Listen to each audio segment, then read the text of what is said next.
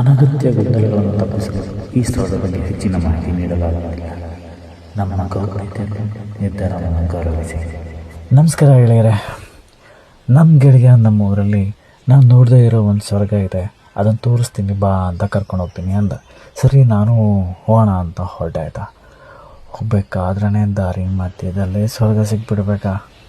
ಆ ಸ್ವರ್ಗ ಹೇಗಿತ್ತು ಅಂದರೆ ನದಿ ಥರ ಹರಿತಾ ಇತ್ತು. ಆಯಿತಾ, ಆ ನದಿಯಲ್ಲಿ ಸ್ವಲ್ಪ ಹೊತ್ತು ಕಾಲ ಕಳೆದು ಅಲ್ಲೇ ಸ್ವಲ್ಪ ಹೊತ್ತು ಕೂತು ವಿಶ್ರಾಂತಿ ಮಾಡಿ ಆರಾಮಾಗಿ ಇನ್ನೇನು ಇಲ್ಲಿಂದ ಮನೆಗೆ ವಾಪಸ್ ಹೋಗ್ಬೇಕನ್ನಿಸ್ತೀವಿ. ಇಲ್ಲೇ ಇನ್ನೊಂದು ಸ್ವರ್ಗ ಇದೆ ಬಾ ಅಂತೇಳಿ ಕರ್ಕೊಂಡು ಹೋದ. ಇನ್ನೊಂದು ಅದ್ಭುತನೇ ತೋರಿಸ್ತೀನಿ ಅಂದ.